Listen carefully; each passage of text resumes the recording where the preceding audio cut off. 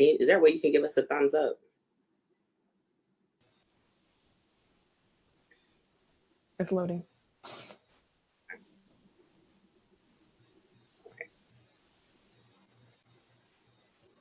All right. Good afternoon, Chiefs. So again, my name is Master Sergeant Campbell, and this is our second session for today. And so we're going to do a live Q&A session. So this morning we had airmen that were actually attendees on the Zoom. This time we're going to go strictly from Facebook Live and just some of the questions that I already had on hand when I first put the call out for you all. So before we begin, we're gonna go in order from what I can see and just have each one of you introduce yourselves, kind of give your background a little bit. What are you doing? What have you done? Just so that everybody who's watching can kind of feel that connection and know who's who. So without further ado, we're gonna start. We're not gonna do Chief Hannibal first. We're gonna do you last, ma'am. We're gonna start with Chief Contrell. Well, good afternoon, everyone. I'm so excited to be here. This is actually my first one. I'm super stoked just because us reservists, well, let me start off. I'm an IMA.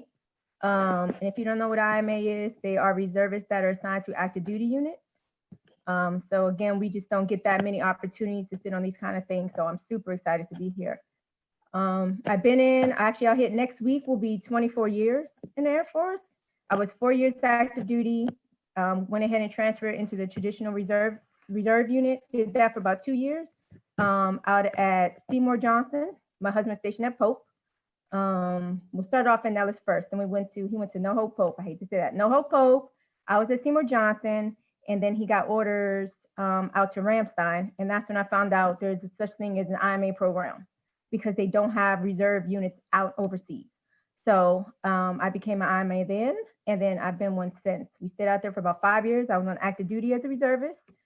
And then once that happened, he became a MTI. We got here to San Antonio, and I've been here since. As an IMA, first assigned to the 35th IS for about 4 or 5 years. I sat in their mission support section. I've always been a 3 Alpha, started off, still am. Actually, we did come to the part where they said, hey, do you want to be a 3 Alpha or do you want to be a 3D? You know, we went back and forth with the conversions. I said, oh, well, let me see. I'm learning cyber. I'm playing in the computer world. Let me go ahead and actually jump over to the 3D world. So I'm actually a 3D cyberspace superintendent now. I left the 35th out at here in San Antonio, and I got a job at actually out at Ramstein for 2 years. I had to travel. My husband left to Germany to do his last 2 years in the Air Force, and I got assigned out there. I did that for 2 years, and then we got back here. And then he retired, and then I got assigned at Langley. So I'm right now the IMA to the superintendent out at the 27th Intel Squadron. And they do awesome, fun, cool stuff. I can't explain it all because I'm not young, but they're doing an awesome job in supporting this Air Force. I mean, just it's amazing. It's amazing. What I want to say is I am grateful for this. Again, I do want to let, if there are any reservists or IMAs, especially IMAs, feel free to ask any questions. And I'm here. There are people here to help you out. Don't think you're alone out there in that world, but we do exist out here. So please, I am going to be speaking more from a reserve IMA perspective during this panel, just to let everyone know, because it is slightly different, but I'm excited to be here. So I appreciate it. Absolutely. Thank you, Chief. Absolutely. All right, Chief Johnston. Good afternoon, ma'am.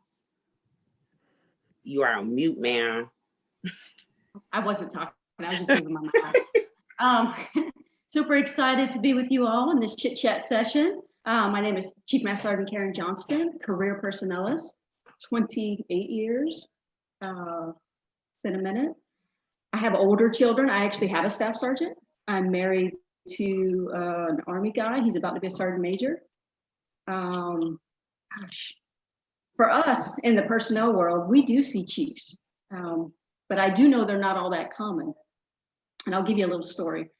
Going through Moody, I was at Moody at my last station, and going through the gate, you know, you're just going about your business, getting to work, doing your morning routine.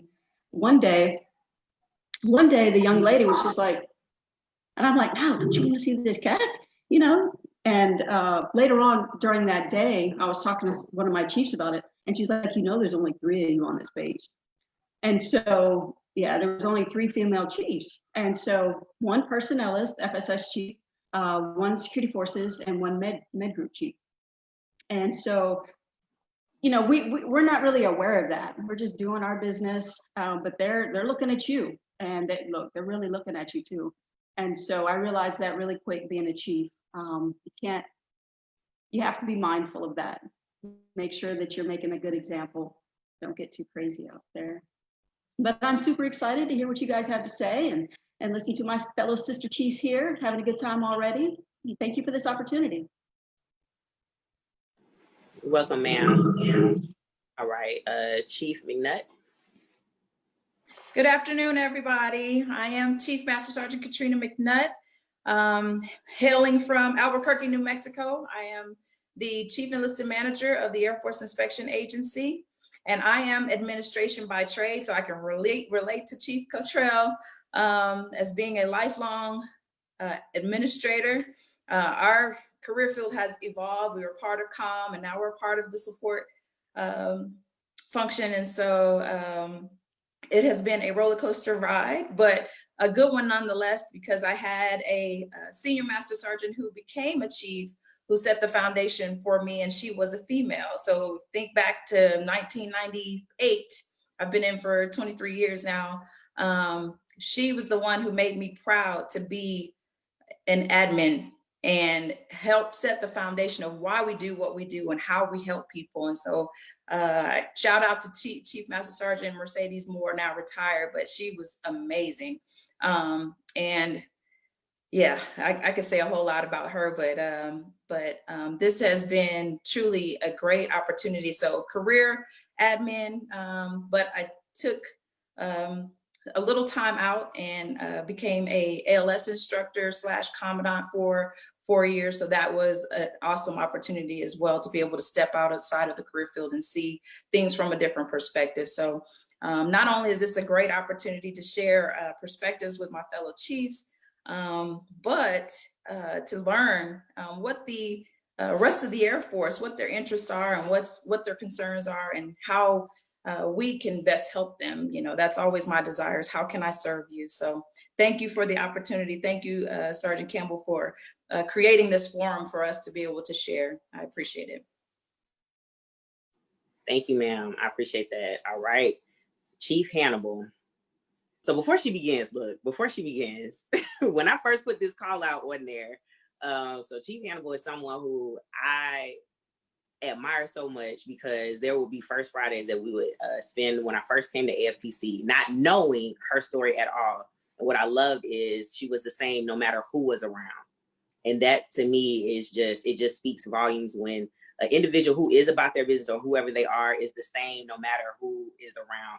And so when I first put this call out on there, she was on my list, and then she put a photo up when I had to push it back just because there were so many nominees that were coming in. So since then, there have been so many people like, well, where is Chief Hannibal? Is she gonna come? Where is she at? Where is she at? So that is why I'm giving her a hard time.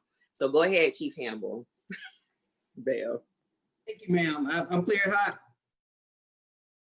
Yeah, your partner in crime, who's trying to hide her face too, gave it a bunch of crap. And I promise I'll be on my best behavior.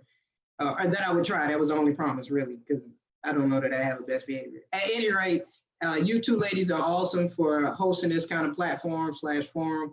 I appreciate it. I think we're so busy with the business of being busy. We fail to take the time to do some much needed stuff like this.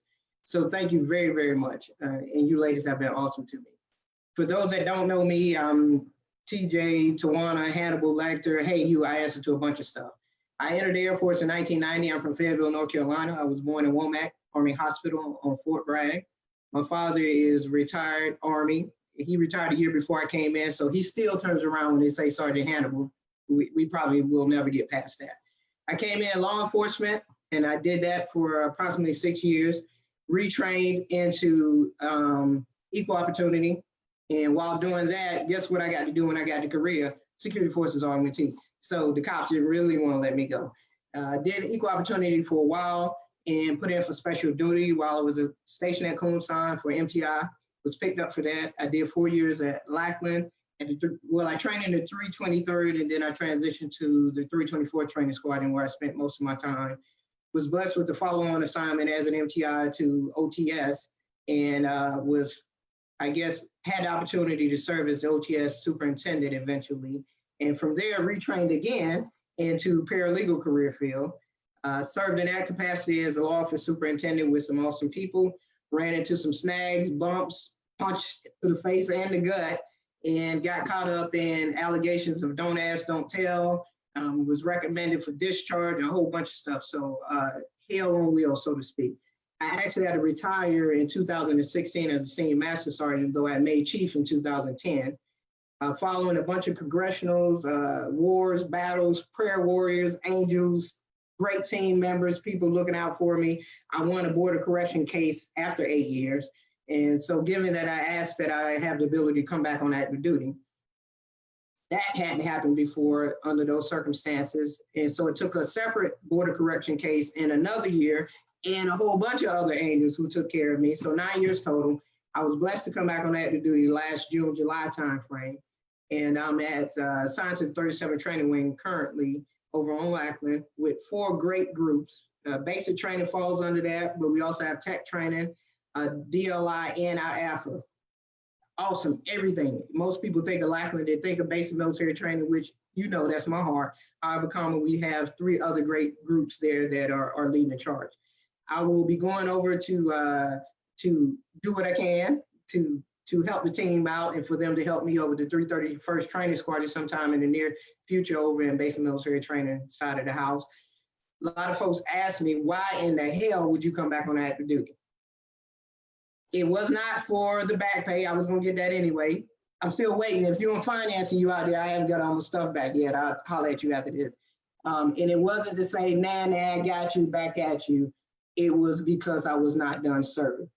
I was an E5 before I saw a Black female Chief Master Sergeant. I was an E8 before I saw more than one together. And the first time I saw more than one together, I actually saw 5 or 6 together, and that was as a paralegal at an annual conference. And it blew my mind. I was not sitting around waiting to see a Black female Chief Master Sergeant. I didn't realize I hadn't seen one until I saw one. And it meant the world to me. Because to see someone that looks like you doing the damn thing, priceless. You can't put a tag on that thing. You can't label it. It doesn't mean you don't have respect for, you don't look up to, you don't rely on others that don't look like you. But just that picture to say right here is priceless. So I have stuff to give. I still want to serve. So that's why I'm back here. Extensive history and an open book. And thanks again, lady, for letting me come. And oh, by the way, Sergeant Campbell, you said it was happy hour. I did, Chief. I did. And so I'm glad that the fellow Sisterhood Chiefs that's on this panel could kind of see why she is very, very well known, and just the story behind everything that she stands for. To me, it speaks resiliency, along with you all, but just that those stories. So we're gonna jump into some of the questions that was sent directly to me while we wait for the live Q&A questions to come in. So the first one says, how do you stay competitive with your peers while competing to be the best?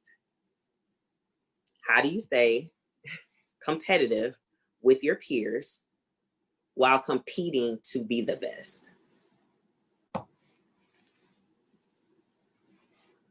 So Chief Johnston, if you want to go ahead and start us off. To me, that's an easy one. I'm not competing with nobody but myself. You know, I'm not. You do your best. You bring your best, and that's what I tell my folks. And when I see my sisters right here, when they get what they earned and they deserved, I'm very happy for them. So it's, to me, that's not even a hard one. And not only that, but you have to be honest with yourself, and you actually learn that as you get older. Because let me back it up. I'm always gonna look back at below the zone, senior and below the zone. I got beat, and I'm never gonna let it go. But you know what? You grow up. you grow up and you know what? She deserved it. She's a colonel right now. Good for her, right? Maybe she was better. She deserved it. And so if you're honest with yourself, you look around at your peers, you go to top 3, whatever, Chiefs group, you look to your left, you look to your right, you see the peers that are doing the most. And then you look at yourself and like, oh, I need to step it up. And then you look at the other ones like, yeah, they probably need to step it up. You have to have that little bit of honesty and awareness. So for me, that's not hard. Just do your best. You don't have to be the best. Be your best. Be your best version of yourself. And it'll take everything else, take care of it. I know for this, I won't say this generation, but really this generation with us having now forced distribution and having to compete more now at a junior NCO level, that is an area that I know a lot of my peers, we were like, okay, so how do we kind of maneuver in this where we still, I don't want to say can be friends, but friends or cordial, or still find that balance where you don't want to pull back because that's your friend. And it not be catty or backstabbing or any of those things, because by the time you all make it to a senior, like the senior NCOs now, a lot of them, they've already been in this competitive world. So a lot of those junior NCOs that now feel like they have to compete or be more competitive because of this forced distribution, that is kind of where that question is stemming from. They don't know how to compete friendly. Not everyone, but a lot of them. Does anyone else want to take a jab at that? I'll hop in. So my take on that is, even with the forced distribution, we're not doing anything different than what we were doing before. We were coming to work, we were doing our best that we could possibly do. We were serving in our community, right? We were trying to do things to improve ourselves. So that part hasn't changed. What's changed is our perspective on how we view each other. So if I'm taking care of you and you're taking care of me and we're striving in the same direction together and we're on this path together, then we're both knocking it out of the park. So now I'm making it difficult for that commander to decide which one of us do we want to give the must promote or the promote now to. I think that's the thought process that we should have overall, is like, okay, I want to make this a difficult decision for him, and not that we're tearing each other down and we're competing against each other. We should be, helping to build each other up. And so, and I think that's the part that stands out, because you always have those people who are not going to want to do the above and beyond and go to the next level. So be your best you, and always try to work towards becoming better. If you're working towards becoming better, then you're going to set yourself apart from the rest. And yeah, that's my 2 cents. Thank you. Chief Hannibal. So I'm definitely blessed with great mentors along the way, even before coming into the military, but 2 stand out right now. That Greyhound Chief Nate Turner and what should have been retired General Tangela Spencer. At any rate, first of all, I would challenge people to take their job description and put it up in their work area. Look at that every day. What in the hell are you supposed to be doing in the first place? And how well are you performing what you're charged to do? That's very important. I think we get overly consumed with, well, let me go over and work at the food bank, and let me go over to mentor somebody over here and do this and do that. And that's all great initiatives, however, are you even doing the baseline? Are you performing your duties in the very first place? The competitive part of that, I'm not an idiot, I get it. It is somewhat challenging, and you would like to think that you serve individuals who are both mature, informed, and educated about the process and how to rate individuals accordingly, and make sure that the person that is most deserving gets the appropriate stratifications and push for promotion. Guess what? It's not necessarily so all the time. However, again, focus on you and taking care of the team. If you are a good teammate, iron sharpens iron. Those 2 individuals that I talked to you about, I mentioned as mentors, that's what it's about, iron sharpening iron. Don't be an idiot either now. If you're giving your all to your partner in crime and they're stepping on your ass every chance they get, might be time to move them to the side and focus on something else and someone else. But you need to focus on your primary duties. taking care of the team, iron sharpening iron. And if your sole focus is on, I have to be competitive, we don't need you anyway, because you're self-fulfilling. You're a self-licking ice cream cone. We need people here to serve the Air Force, not serve themselves. So they need to rethink that. If you're doing what you're supposed to do, and I will tell you my personal note, God got me. Yes. Always has. And if I'm doing my part, God has me. So I'm not worried about what anyone trying to come against me and compete does. And there's a healthy competitive nature too. Let's not forget that. If you're running a race by yourself, you're not running that fast. If you look back and you see someone else coming up on you, I bet you'll kick it out some and get to going. So having said all that, refocus, get your stuff together. Iron sharpens iron. Let's not forget that. All right, Chief Hannibal. She going for it today, y'all. Okay. So Chief Contrell, I'm gonna read this question. So I want Chief Contrell to lead off with this one. This is from the Facebook Live. As a leader, what currently keeps you up at night in today's Air Force? I'll read it again. As a leader, what currently keeps you up at night in today's Air Force? Okay, I want to make sure I'm not muted. Okay, I'm not muted. So I'm going to answer then again. It's as an IMA, it's different because we have to juggle both our Air Force career and our civilian careers. How do we do that? Along with juggling family, right? So there is prioritizing. You stay up, you think, and you're like, what should I be focusing on now? Would it be PME? Is it PME right now? Should I be focused on my PME? Or should I be at least my military PME? Or should I be focusing on my civilian PME? Because civilians also have PME. Should it be my master's degree? Should it be making sure my kids are going to school? Right. And I have them squared away. In today's Air Force, again, it can be a little challenging because of having juggling both. It's what more can I do? Because there's so much going on. What more can I do to where I'm not, well, first of all, it's not affecting my family, right? It's not affecting myself mentally. Yes, and sir. Everybody else that you have to mentor. So how do I juggle? How do I juggle it all? I think that's kind of what keeps me up, is trying to find that balance. I do a lot of reading and a lot of talking and a lot of reaching out. And as reservists, we have to find the people that we can reach and talk to more than just when I come in and do my drill. It's during, it could be evenings. So today it's even more because there's more communication. There's different platforms. So it's just constant. We're constantly on the go. It's how do you find that balance? That's what keeps me up thinking with this program and in both of my careers. Yes, it's finding that balance. All right. Chief Johnston, is there something keeping you up at night? I feel like at you all's level, I know we all have life that goes on, but I feel like at this point, I love the fact that it seems like effortless, or listen, I did what I can for today. We're going to pick it up tomorrow. Or so at what point do you know when to let it go, or what's keeping you up at night, if anything, in today's Air Force with everything that's going on? Yeah, so I think I'm one of those people that try to do as much as I can for that day. Try not to leave anything on the table, and that'll wear you the hell out.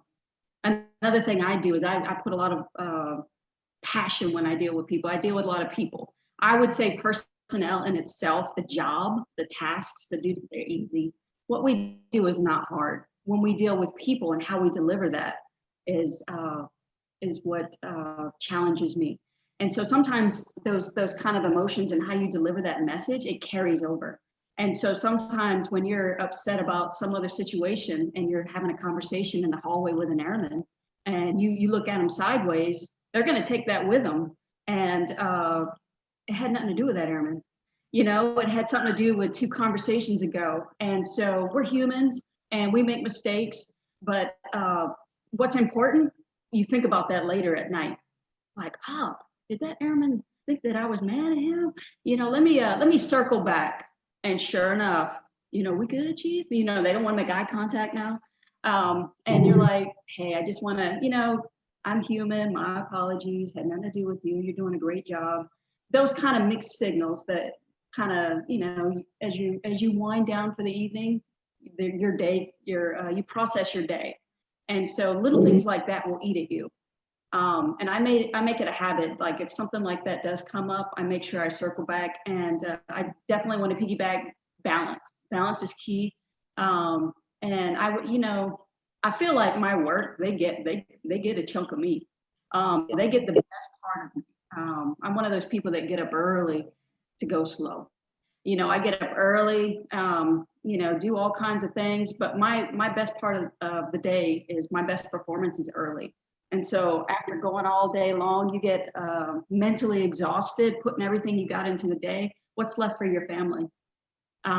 You're there, but then you crash. You know, you might crash on the couch or something. You know, you don't get bonus points for that. You need to be aware. You need to be engaged with your family. So honestly, my children are a little bit older, but we talk about it now because they're 24, 25. We have these conversations and they're honest about it. And and it's nice that we can come back around now that they're 24, 25 and, they're, been through school in the military. They start having those questions. How did you do it? How did you do this and this and this and this? And you don't think about it. You just do it.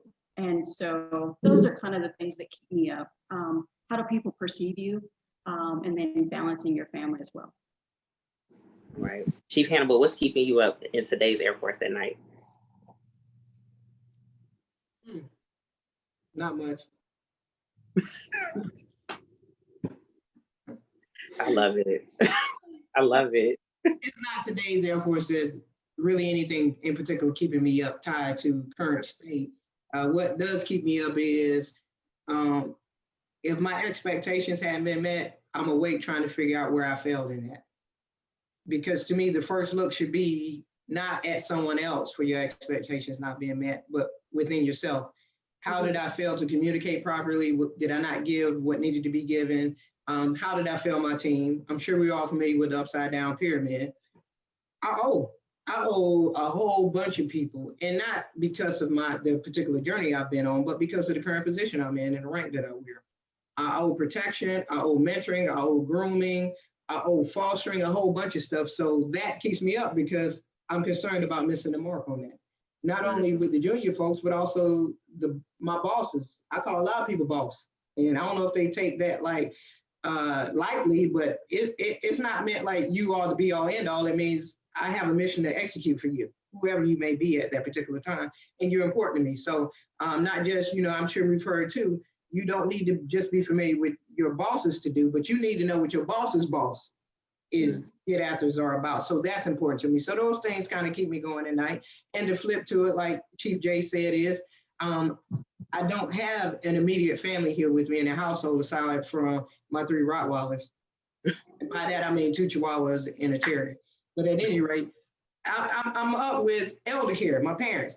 How are they doing? And the family back in North Carolina, and did I miss this and did I miss that? Oh, shoot, it's a birthday, got to get on Amazon because the birthday is today, that kind of stuff. So yeah, nothing specific to the Air Force today, so to speak, that keeps me awake.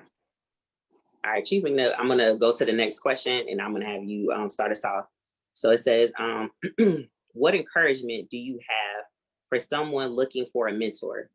Does it matter if the mentor looks like you, sex, race, job, etc.? That's a good and easy question. So my mentors weren't necessarily someone that I sought out. They were people who reached out to me and just kind of took me under their wing and said, okay, here's what you need to do next. And the one that stands out to me the most, he told me, his name was Chief K.E.Y. And he said to me, I'm gonna be on you until you make chief. And I was like, man, that wasn't even a part of the plan. I came in, I was gonna do 4. I got this family I gotta take care of, so I gotta stay a little bit longer. Then I told my dad I was gonna do 20, so I'm gonna do this 20, and then I'm gonna be out. And he's like, no, no, there's more that you have to give. And through that, man, you talk about the growth and him being there and encouraging me and motivating me you know, when I didn't make master the first time or the second time or the third time, right? Like him being right there saying, what are you not in the books? What are you, you know, back when we used to test, like, what are you not doing? You know, you got to do your part. You know, where did you rack and stack against everybody? Like, really? Like, no, you need to start 12 months out in advance in that book, right? So just having that person. But what I would encourage somebody that doesn't have a mentor and is looking for that person, it doesn't have to look like them, because Chief Allen looks nothing like me. But I would encourage them to find that person that that motivates them, that they see and they say, you know what, that is what I want to, that's what I want to be. That's kind of the things that I want to do. That's kind of the lifestyle that I want to carry out, you know. And I think that that's kind of gonna be that piece that gets them to where they're trying to go. And it may not be that same person, you know, for the entire time, because it wasn't for me. I had awesome supervisors along the way that gave me opportunities and kind of pointed me in the right direction. But it wasn't until I made tech that I found this Chief Allen, and come to find out, he's been a mentor for a ton of people, you know. And so I think when you find that person that can give you sound guidance, sound counsel, you kind of want to stick with that individual, but knowing that there are other people around that can pour into you as well. So it doesn't have to be any one particular person, and they don't have to look like you, because there's goodness in a lot of people everywhere. So Absolutely. That's a good one. We got another one that came in, so we're just gonna move right along. Everyone takes pride in having a great story and having great airmen, but what are you all doing to put time into those who don't fit that bill, i.e. the average performer, the slow burners, and perceived problem children? I'll read that one time. Everyone takes pride in having a great story and having great airmen. But what are you all doing to put time into those who don't fit that bill, i.e. the average performers, the slow burners, and perceived problem children? So anyone who wants to take that one. Chief Hannibal, let's start with you. That's family. I don't even I get the intent of the question, but there is no, let me take care of this special superhero group over here. We have a family. That's how I approach things. It's a whole family. Just like your biological family, you got the drunk uncles, the cousins that y'all mad sometimes, other times y'all cool, all of that. Everyone is family as far as I'm concerned. And people progress at different levels. They have different motives. They have different goals. And so what I'm doing to try to reach those is trying to get to know people, not just trying, but I'm there. I'm trying to be visible, present, talk to people, because it is not a cookie cutter approach. And I'm not the be all end all. Much like the previous question where you're talking about a mentor, sometimes it matters what the person looks like. Sometimes it does not. For me, I'm about the heart. First and foremost, do you even care? And you know the saying, people don't care how much you know until they know how much you care. I wholeheartedly believe that, but even given that, sometimes it's the same message, but people need a different messenger to get it.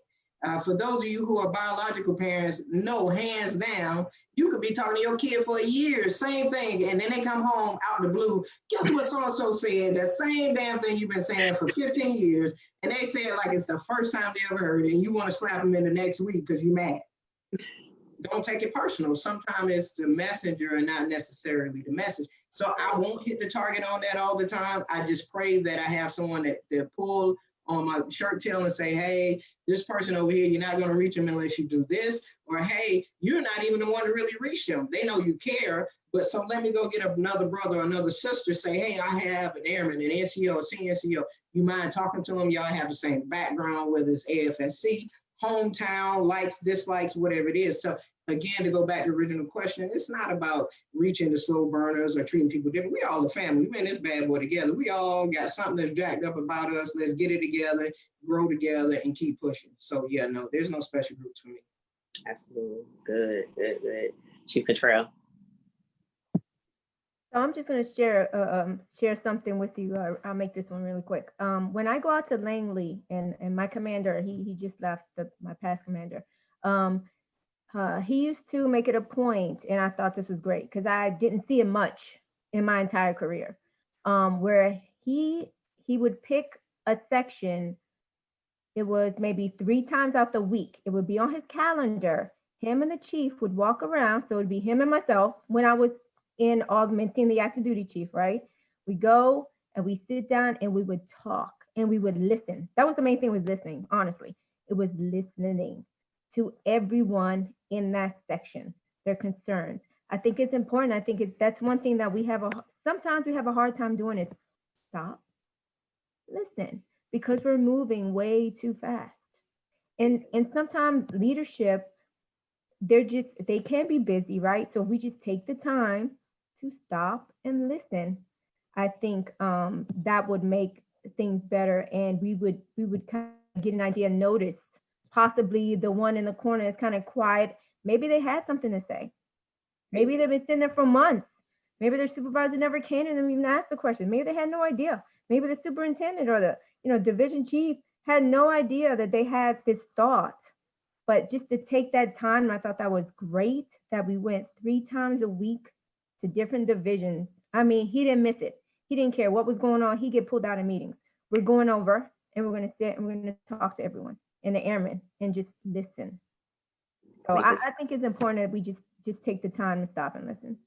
Yes, ma'am. I like that. All right, I'm going to read the next one. Chief Johnston, we're going to start with you. Oh, you had one, ma'am? Go ahead. Go ahead. I'll make it quick. I was feeling a certain kind of way about it. Those are the ones that I put my energy into. The star troops, those are the easy ones, right? I put a lot of energy into those folks. And so, I actually had an office where I had one, he gave me his best. And you know what? His best was going to be here. His best was never going to be here. And you know what? That was okay with me because I knew where to put him. There's a place for everybody, okay? And so just because his best wasn't here and it was never going to be here, just like she said, it's the heart. He gave me his best, and that's all I asked. And so I found a good place for him. Okay, that's all. No, I mean, and you bring up a good point, because sometimes there are individuals who they don't necessarily want to progress. They want to, like, I've worked with and have people work for me who were, they wanted to come to work, do their job. They wanted some type of stability for home, but they were not, the certain blocks, they wanted to do what was needed to be done. If we needed them to do a little bit more or whatever, we knew that they would, but that wasn't their thing. And just knowing your people and knowing that, okay, this person genuinely doesn't want to, and it's okay, because they get more gratification with the home life or whatever. So know that you bring up an excellent point. But I'm gonna start with you, ma'am. This one says, as a female in a male-dominated career field, maintenance, how do you navigate holding people accountable without coming off as a jerk? Let's say more colorful words. It seems like males do not take any of my constructive criticism the same as they would if it was from a male. What do I do? So I actually had an opportunity to work in the maintenance CSS. And this was before I did 7 years joint, and got a little bit hard and got some different experiences under my belt. I was a little bit more polished as an Air Force person. The joint did something to me. But in the maintenance world, it is heavily male dominated. And I remember being in a staff meeting one time, and I think the commander said a bad word, and he made a point to come to my office as a tech sergeant to apologize for cursing in my presence. And I remember, just different little things like that. The chief would have, the various people, let's go have beer, but the females weren't invited, different things like that. But as far as a female having to say the same thing, it's not going to be the same. And, obviously time's going to have to expire for things to change, because females and males, we're made differently, we're constructed differently. We could say the same thing, and females are perceived as emotional, and men are just direct, or what, oh, they're respected, what have you. be professional, say what you want, and be honest. Be professional. And so that's kind of the advice I've always gone by. Try to maintain your professionalism and be direct and be honest. And people are going to think what they want to think anyway. And I've been called aggressive, assertive, and you know what? They're probably right. I don't think you can make chief unless you know how to take charge and make things happen. And so to be a chief, whether you're male or female, yeah, I think you're made a certain kind of way. And so people are going to say what they want. And as you get older, it's going to bother you less and less and less. Do you be professional? I just don't think that's going to change in the near future. Don't let it follow up with that. And so we're going to stay on this question. But one of the things I wanted to point out that I remember is one time when I was in this very large squadron, anytime there was a female who was like a flight superintendent or had to like come down and not so much give punishment, but accountability, there would be times where there would be two in particular where they would go to their male counterparts and ask them to come along with them, or they would have those sidebar conversations to make sure they didn't come off a certain way.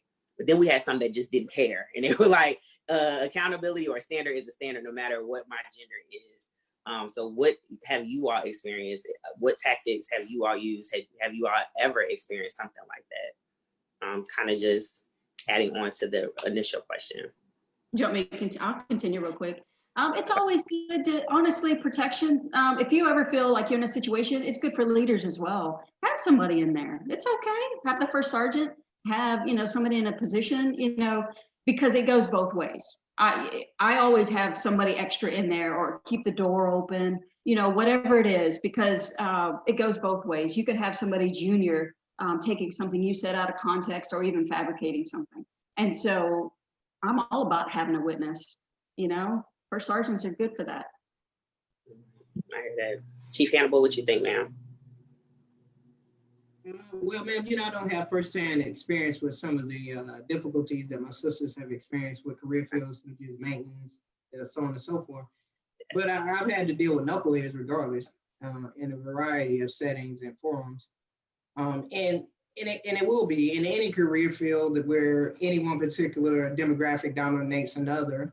When the minority demographic probably tries to execute by way of holding people accountable or administering punishment, they're going to get different names or get called out differently or looked at differently. But then sometimes you have to look at the person in the mirror too. Are you going extra hard? Are you going a little bit too much because you see yourself as a minority? And so you have a point to prove. So it has to be a balance with that thing. The chief said you got to be yourself. You have to know your heart. You have to be pure in your intentions. Are you addressing someone appropriately and for the appropriate reasons? Did you give them all the tools necessary leading up to whatever it was that required you to address their behavior if punishment was warranted? And go for it. I think it's always very important, like the chief said, to get a vector check. Hey, get a brother, sister. Hey, this is what's going on. This is what happened. This is what I'm thinking. What do you think? To get that. But I tell you what, I don't need a partner in crime to go in there and put my foot knee deep and nobody behind. If you jacked up and you earned it, it's coming, baby. I've taken Alpha Charlies with the best of them, and you fill the blank in with that. And I'm gonna need you to learn how to take it or pack up and roll on out. So yeah, it is a little bit challenging and difficult because the term you use that they call us, that's not what that comment said. It wasn't. It was not. We don't know whose child out there. Call me what you will. And if that's the best you can come with, catch me outside. We can talk about that later on. But on the professional side, I'm gonna handle my business. I'm not concerned with that. If I am doing what I am supposed to be doing and you are not, we are going to address that. There is not a double standard with regards to that. So yes, my hat is absolutely off to all my sisters in arms who do have to deal with on a daily basis those career fields that are absolutely not only male dominated career fields, but the ones that are not administrative in nature, and you have to be out in the elements and otherwise dealing with stuff that you shouldn't have to deal with. So, hey, going way back as a quote unquote gate guard, security forces, the guys would go stand out to the side and relieve themselves. So they weren't worried about quote unquote relief from a patrol. I knew what it was like to stand out there bad boy. When you first got that tingle of gotta go to the Yes. little girl's room, you better call in because it's gonna be about 2 hours because they need to passively show you they don't appreciate a woman in their career field. So been there, done that, got the t-shirt, but nothing like what many of my sisters deal with right now, more aggressive in your face. So much love and respect for all of you. Absolutely. All right, we're gonna go to the next one, Chief McNutt. I'm gonna have you start off, ma'am. This one says, have you guys heard anything on changing the EPR and promotion system? It's pretty broken. I'm gonna read it again. Have you guys heard anything on changing the EPR and promotion system? It seems to be pretty broken. And before you start, ma'am, I think I haven't been in and don't have yet the experience that you all have, but I think that that is something that has just been rotating around and around. I've seen so many different changes, and I'm just convinced that we cannot satisfy everyone. I know that there's a way to get it done, and there's always a different way to do it. So when this does come up, this type of question, how do you all answer? What are your thoughts on the current one? But also, like, because I know this is going to be a cycle of question, that a cycle of question that's going to come up time and time again. How do you all, answer this type of question? So for me, I haven't heard that the EPR or No? promotion system is going through a change currently. Oh, right? Yeah. But I always go to the source. The Chief Master Sergeant of the Air Force, they have information that they put out all the time. And what I thought was pretty amazing for the past few years is that that office has been pretty transparent. And as they go out and speak to people, they're actually listening to the concerns that everybody has, and they're taking those things into consideration and looking at what would be best. So the fact that the promotion testing has gone away, somebody in their infinite wisdom said, you know what, I think this is probably a better way to go. But that was a contributing factor to that was the fact that people provided feedback. And so this is what wasn't one of those things that they thought about in a vacuum and said, ooh, this is a great idea, let's go and execute this. No, they actually took the time out. And that's one of the things that I appreciate actually about the Pentagon is that you do have leaders in there that are concerned about what the people as a whole, the Air Force as a whole, actually thinks about how we do business and want to make things better. And so while I don't know that there's anything that's coming down the pike immediately, but this is a system that has evolved over the years. And if anybody's spending the time in the handbook now, they'll recognize that the Chief Master Sergeants of the Air Force, over time, this has been one of those things that they have addressed, trying to make sure that we promote the most deserving people, and that we're capturing performance, because of course that's how we're hiring people for special duties, right? We're looking at your performance previously. And so yeah, I don't know that that's going to be one of those things that we're ever going to get perfectly right, just because we have the human factor in there. As long as we've got people involved in that particular process, I don't know that it's ever going to be perfect. So good answer. Anyone else? Okay. This next one says, knowing what you know about yourself, what would you tell your A1C self? I'll say it again. Knowing what you know about yourself now, what would you tell your A1C self? I'm a little nervous to pass this mic on to some of y'all. Know what I'm gonna get. Let's start with Chief Cottrell. Chief Cottrell. Oh, you sure you want to start with me? I'm just looking at the faces of everyone else. I'm a little nervous. We're You gonna start with you. tell my A1C self, Yes. stop asking so many questions and do your job and do what you're supposed to do. I tell you, I had so many questions, and I was wondering why Staff Sergeant so-and-so could do what they could do, and then I couldn't do what I could do, even though I stayed late, or I came in early, or he did half of the work. There's a bigger picture. we all have our responsibilities. We all have our roles. Right. Yeah. Just do your job, do it to the best that you can, right? There will be a time you will get there, and just be patient. Good answer. Chief Johnston. I'm a little nervous to go to that top row, man. I'm gonna stay where it's safe right now. You know, looking back, I wish I would have paid attention and listened to my supervisors. They weren't lying. They told the truth. I was hard-headed. I knew everything. You know, I wish I would have paid more attention, because I look back at a lot of that advice and it was sound. And I just figure, I think at that age, that tender age, can't tell nobody nothing at that age. I know, because I had kids at that age. I wish I would have paid more attention, and to know which ones to pay attention to, because there were a few supervisors out there, not that many, not that, you know, I had a lot of really good influences growing up. Strict, they were strict when I was coming up in the early 90s. Yeah, very strict. But I wish I would have paid attention. I would have listened and couldn't have been so hard-headed.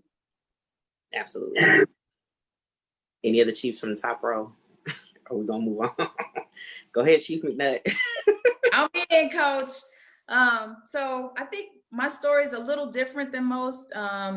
When people join the military, it's typically right out of high school. Me, I came in at the age of 24. So that was a very unique time and situation. One of the things that I would tell my A1C self is raise the flag when there's a disservice that's happening. I was one of those that didn't even realize that I was being discriminated against, that sexual harassment was happening. I didn't even notice it. But with all of the training and all the tools that we have now, I think it's important for us to recognize when it's happening and then say something. So that's one of the things that I would tell my A1C self. And then just to caveat that, that is not a tool to try to get people in trouble. So don't put that in the back of your mind that, oh, I'm gonna use this to try to go after somebody, because it won't work. It will not work. So in the end, you lose. So, but yes, that's what I would tell my A1C self, because you know, I guess being older at the time, you would think, okay, well, she's older, she should know better. But this being a brand new environment and not ever having experienced it, you just like years down the road, recognizing that, oh, wow, okay, this is what they're talking about. And that actually happened. So to call it on the carpet when you see it, and taking care of each other, you know, that piece, if you're seeing it happening to someone else, call it out. So don't be silent. Chief Hannibal, would you like to answer, ma'am?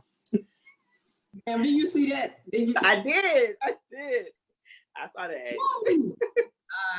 Woo. Straight out of Fayetteville, North Carolina. A1C Hannibal, I would tell her to keep that fire going. Stay on the watch to address and fight for those who can't fight for themselves. Keep your energy. Don't lose your zeal and zest for life. A1C Hannibal was actually raped at her first duty station, and it took her to retire to come to grips with that. So I hid it from her for a long time. So I would talk to her about that and better prep her for what would follow with that. Don't lose you. I was on fire then. You think I'm a nutbag now. I was ready to rock and roll then, but at the same time, to counter to that, I would tell A1C Hannibal, hey, little black girl from Fayetteville, North Carolina, not too many people get this opportunity. Some of the stuff you're doing is not in line with the Air Force nor DOD, so you better pump your brakes and slow down so you don't lose that opportunity. Good thing is I didn't have to go back in time and tell A1C Hannibal that, because I had people who came to step in like family for me in the place of my blood relatives. And they came in the form of just that family, but also as good mentors and supervisors. So that's what I would tell that chick. I didn't think it was gonna go that way. Thank you, man. Thank you. Okay, so I have another question before we go to this live one. So this generation actually, Chief McNutt, the airmen seems like they are coming in older versus I came in straight out of high school. But coming now, having the airmen that are coming in now after the BMT allegations have passed, where airmen, the perception is airmen are told to not be afraid to go to the top. If they're not getting what they need, you know, they can go and talk to whomever they want to. So I have sat on panels as an NCO and a senior NCO where I have, you know, spoke to airmen who have been like, I'm not afraid to talk to a chief or a master sergeant. I'm not afraid to, they want me to, my NCOs want me to be afraid. I'm not afraid. And they consistently, not all, but a lot of them consistently jump the chain. And so one thing I wanted to, I don't want to say drill in their head, but one thing I want to bring to light is there's a difference between being afraid of someone and having respect. And then just knowing and allowing the process to work for themselves. The challenge though, on the other end is, if someone jumps the chain, if these airmen jump the chain and come to your office, or if we are the recipient of someone who's jumping the chain, or if we have an airman who works for us who always jumps the chain, what can we do in those situations? Because that has been, they have this now, the airmen that are coming up now, and I'm pretty sure the generation I am replacing has said, saying the same thing about my generation, where it's like, they're just bold. And you want them to be bold. You don't want them to be afraid. There's a difference between fear and just a sign of respect, where I respect who you are. And the Air Force thought enough of me to fill up that backbone, use that chain. So what are your thoughts on that? And what could you tell us, especially if airmen just are consistently coming into your office, if you are on the senior NCO side of the house? Any one of you all? Chief Hannibal, maybe?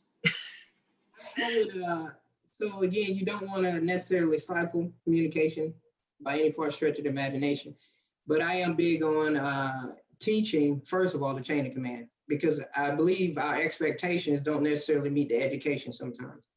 Do the junior members really understand what to utilizing the chain of command means, what's in the process with all of that? And if I have a particular airman, because I get it, we have empowered our folks through technology and other means. It doesn't matter. You can have one striper roll up in the general's office like, "What's up, homie?" They got something to say. They're gonna say it to a huge extent. Not on my watch. I wish they would come up in the end. Anyway, that's another story.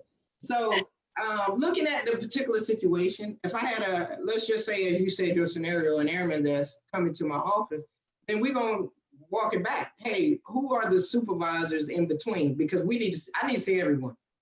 I want to understand what's going on. Does this person understand the chain? And guess what? Do I have some weak links in that chain? Are they not performing their duties? So I don't want to shut that junior member down, because if I stifle them, you may never get them back again. And what they have to say is important, but the manner in which they communicate it, we need to kind of help tailor that method and not necessarily the message.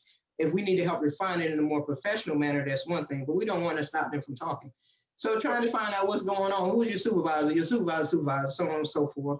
Work through that, walk that dog back that way, while keeping healthy lines of communication open, but not allowing anyone to get in a manner where they're disrespectful and not understanding the nature of the military. Because guess what? Contrary to what people say, we are not just a damn corporation. We are the United States Air Force. And again, I'll take my skin off so I don't get it dirty when I get knee deep in your behind. If you're an airman and you think you can talk to NCOs, senior NCOs, and officers any kind of way, so get your mind right. We're not going to have that. We're going to take care of you. We owe you that, but there's a way to handle that accordingly. And it starts in basic training. Yes, Chief. So we basically need to just trust the chiefs. We need to trust you all, that if they come in there, y'all know. Sometimes we didn't know.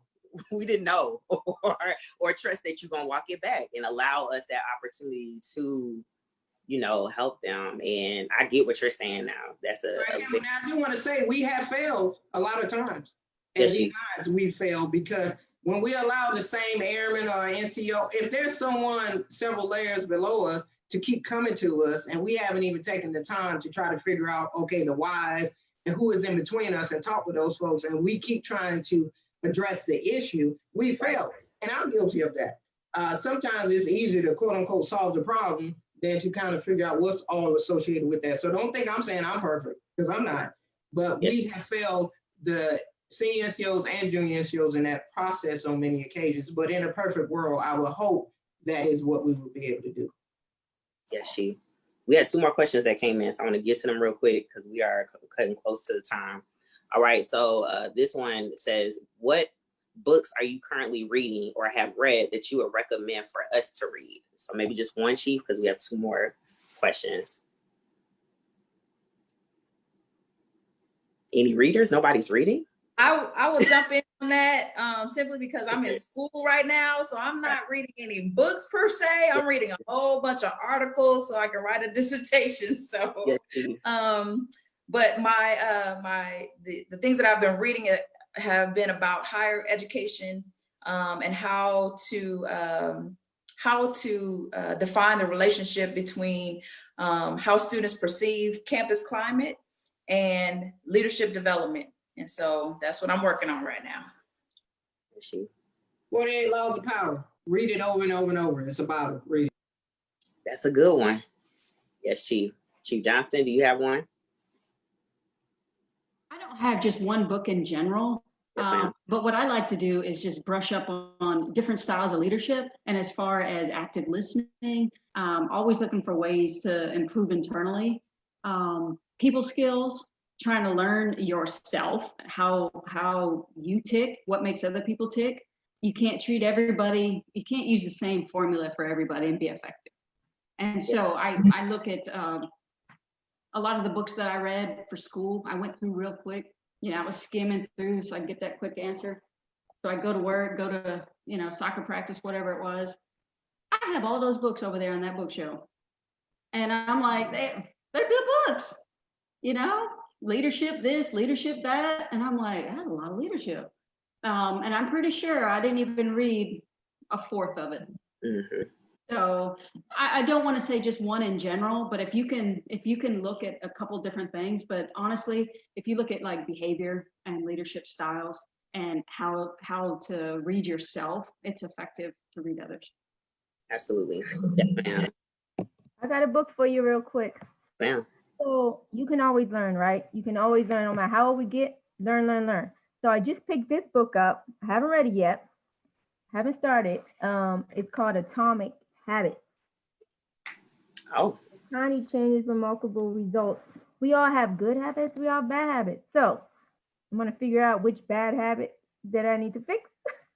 And yeah, I'll let you guys know how this book goes. But I'm about to talk actually this weekend. Yes, ma'am. All right, that was a good one. Okay, next one. Do you feel that homesteading will keep someone from making rank? And if they cannot move, how do you recommend they gain an outside perspective without having opportunities? Oh, do I need to read one more time? You got it. Chief Johnston, she went with her hand up. I'm gonna read it one more time though. Do you feel that homesteading will keep someone from making rank? And if they cannot move, how do you recommend they gain an outside perspective without having opportunities? I can relate to a personal experience. Like I said, I was at a base for 10 years, and part of it was, intentional, but there was a lot to do there. Started at a CSS, went to an MPF, went to a TSOC, went to a COCOM. As a personnel, we have different levels that we can do. But now other career fields, we are aware that they don't have all those different opportunities. Just being at one base, you can work at a wing, a NAF, whatever, as a personnelist and get a whole different perspective on a job. But certain career fields, there's just not that many opportunities. All you can tell them to do is look for other opportunities outside their career field. And, there's other things like DSD or even on base. Base career advisor, there's a couple opportunities, honor guard, Airman family readiness. There's a couple in-house, UDM. There's all kinds of jobs that you can do right there on base. And it does not hurt you for promotion. I've sat on a promotion board, and that's one of the things that, comes up. It's not always the person's fault. Some people homestead for different reasons. Some cannot get out. It's usually the opposite. I want to deploy, and they never get to deploy. The ones that don't want to deploy are the ones that get picked. And so you hear people staying at one base. I think I heard one Fort Dix their entire career, and they could not get out of there, no matter what they did. And it was based on their career field.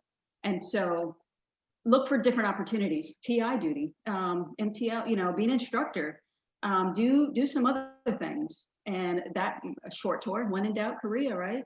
I mean, they're always taking volunteers, get a good follow on. That's what I would recommend. That's a good one. Anyone else before we go on to the last question? Go ahead, Chief Control. So, in regards to at least the IMA program, the same thing. We do have reservists tend to stay in the same area, and then when we do look at their records, they're not doing anything else. They've been at the same unit, doing the exact same job, same duty title for 5 or 6 years, because they just don't know about the opportunities. Somebody actually talked to them about, hey, how about you do something else? How about you volunteer and go on active duty for 3 months? Work in various places. Like myself, I was lucky enough to have somebody teach me that. I had a mentor who taught me, oh, as a reservist, I can go on active duty. I had no idea about that when I left active duty. And I got to work at an IPR with PERSCO, USAFE A2. That's where I got introduced into the intel world. It was all kind of goodness. So the other thing is, and I see it quite often, is active duty will get out and join the reserves. That's always an option. We have quite a few folks that leave active duty. Actually, I'm working with a colonel now who has maybe 3 or 4 more years left, and he wants to get his active duty time, his retirement. And I said, sir, you want to come into the IMA program? I got you. We'll find you a position. You can stay on active duty for 4 years, get to your 20 years of total active federal military service, and collect your active duty retirement. So there are options out there. You just got to ask the questions. Mm-hmm. That's a good one. All right, last one. How do you combat burnout in yourself when you're on the constant go? How do you combat being burnt out, I guess, within yourself? I'm admin fillers, when you're constantly on the go.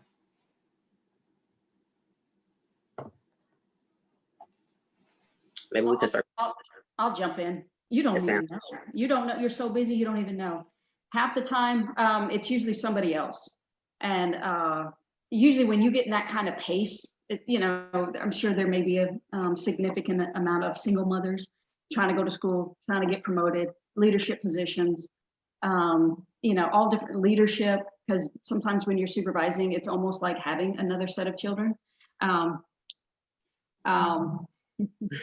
In my experience, you don't even know. It takes somebody else to say, hey, won't you slow down? You know, or, you know, won't you take a break? Won't you take a day of leave? You just get so used to that rhythm. And when it goes away, when all those things go away, you make your last stripe, there's no more stripes, you get your last degree. When it all starts slowing down, and then kids start graduating, and then you're looking around and you're running out of things to do, then it all hits. And so there's more, right? There's more. In my experience, you don't know.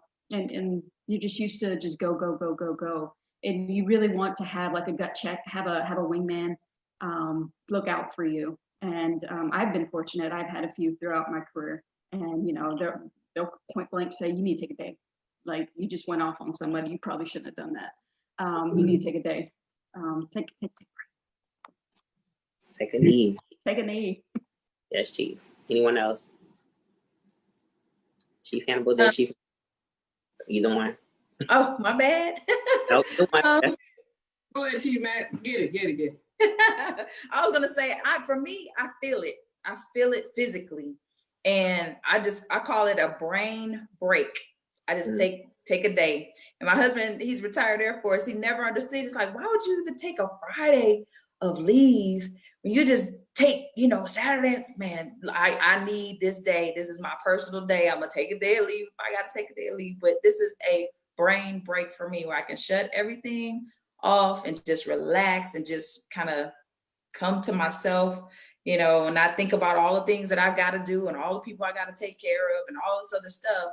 I'm just focusing and centering myself and just kind of being with me, just so I can rejuvenate. You know, we need that R&R, and I think a lot of times we don't even consider it because we're on the go all the time. But my body, it tells me, without a doubt, it's like an alarm clock. Like, girl, you need to take a break, and then I do.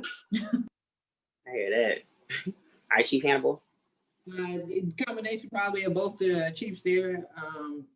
First and foremost, I will tell everyone, you are not that damn special. I don't care who you are, what rank you carry. Bucket of water theory, you stick your arm in a bucket of water, pull it out, and the hole you leave, that's how hard it's gonna be to replace you when you're gone. Keep that in mind. So that doesn't translate into, well, I'm just let it go. You still need to be fully responsible and execute your duties in a professional manner. But listen to your body. Know you, be in tune with yourself, and also have good wingmen. Surround yourself with good people. It may be something that seems minor to folks, but sometimes for me, just knowing I don't have to wake up to an alarm clock gives me like a world of rest. I could end up waking up at the exact same time I would have by a clock, but just knowing I didn't have to wake up by that clock does a world of difference for me. As Colonel Michael Flatton says, Air Force One to War, I had to give him a shout out. Face out, take a knee and hydrate. Same thing. Know yourself and don't keep going so hard like you so important they can't live without you that you end up passing out, and then guess what? 4 people got to pick you behind up and carry you somewhere. Pump your brakes, get it together, regroup, and press forward with the mission. That's what I got. Man, I don't know if this Facebook Live is going into the individual people when we start talking, but if y'all can see the rest of the Chiefs' laughs and faces every time Chief Hannibal is like saying what they're thinking, that thing is too funny to me. I love it. Okay, so we're gonna do just a final wrap up, and so any final thoughts that you all want to leave, any shout outs, anything you want to say personally before we close this down. I want to thank you guys again, and so we'll start with Chief Contrell.